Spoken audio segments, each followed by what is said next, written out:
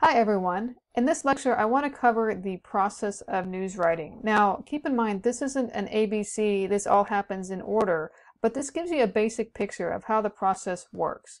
First, of course, when you're writing, you're first given an assignment. Now, whether you bring up the assignment or you think of a story to do and you pitch it in an editorial meeting, or whether an assignment editor comes to you and gives you this, an assignment, it all kind of looks very similar in different operations, a broadcast operation or a news organization or whatever it might be. This is a very similar approach. You're given an assignment, whether you came up with it yourself or someone gave it to you. You have an assignment. So you've identified a news incident or a situation. And then you're going to go gather the facts on that situation. Whether you research it online, you vet those sources, you make sure they're legitimate, or you go to the library, or you go and actually talk to sources that can give you information on this particular incident or news assignment. And once you've done that, or you've gone through this process, you start determining what is the news value. Now, if this is a breaking news situation, of course you want to get on it right away. And this happens a lot in news organizations. You have a breaking news scenario, you immediately determine what the value is, and you just start getting onto it.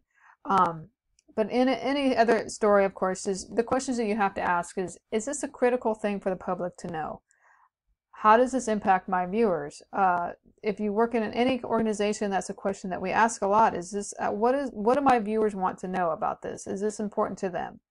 The key things to think about are, and this is across the board, these are the primary human drives that we have, is when it comes to determining a news value is how does it impact my health, my well-being, my lifestyle? How does it impact my heart, the emotions, my faith, my family, my country? How does it impact my wallet? How does it impact my money, my budget, my ability to provide, my education? These are three primary motives that we all have, that we all want to answer.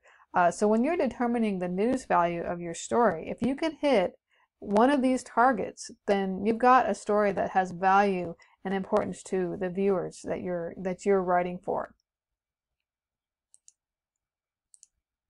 And then you want to define, before you sit down to write your story, you want to define what the essential story is. So maybe you're covering a local city council meeting, and there's a lot of stuff going on, but what is the essential story that you're writing about? This is where you start narrowing down your focus. What is the heart of this story? What is the primary question that my viewers want to know, or that my readers want to know in this particular story? And you start asking questions. Now, you've really started asking questions from the very beginning, but these are the primary things that you want to ask as you're beginning to write your story. Who, what, when, where, why, and how. This picture I just kind of threw in there is an interesting picture. The immediate question I have is, who is this guy? Well, this is an Israeli soldier waiting for a bus in Jerusalem. That answers a couple of those questions already right there. So these are the things that you want to start asking. And then as you're narrowing down your story, you've got your essential story, you want to rank the importance of these questions. Not every question that you have is going to carry the same weight. So you're not going to pack in the 5 questions and the 5 W's and the how in every single lead. That would just be too exhaustive, and not every question has the same weight. So you're going to want to rank the importance of each question in your story. What is the most important question this story answers or seeks to answer? For example, I put in the headline, Al Capone guilty of tax evasion. Well, what was the most important question answered in this story? Who? Al Capone. What was the second most important? What? He's guilty of tax evasion. That was the most important questions. Those were the most important questions answered in this specific story. So as you're looking at your story, as you're covering your event, these are the things that you want to do. You want to, as you're asking your questions, determine what is the news value and what is the most important questions that are being answered here, what that my viewers are going to have about this story, and then kind of order them in order of importance. And then you go to sit down and write your lead.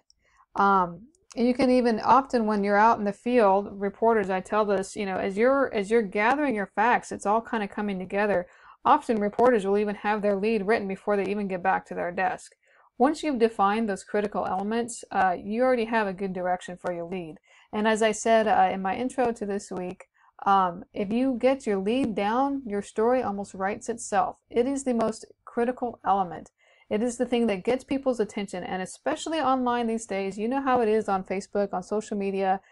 If it doesn't grab your attention, you've moved on. So it's very critical that you get your lead down.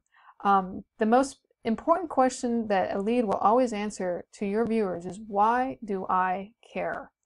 Why do I care about this story? And that's what you've got to have in your lead. And then, of course, once you've got your lead written, you start elaborating on the details in descending order of importance. You think of that inverted pyramid that we discussed earlier, or in other places here in this week. That inverted pyramid, you start thinking about what's the most important thing up on top, and then you start boiling it all down to the things that aren't as important. It's nice to know, but down here at the bottom, if it gets chopped off, it's not critical for the viewer to know. You want to use quotes to add color and personality and interest. And of course, you want to include the relevant facts to back up the claims that you made in your lead. So this is kind of a nutshell of the process of news writing. Again, when you sit down to write your story, organize your thoughts, and then sit down to write. And don't worry if you're looking at that blank page. Just start writing. If you got something that's well organized and you've got your lead written, the story will naturally flow from there. And of course, like I always say, if you have questions or concerns, you can always ask me.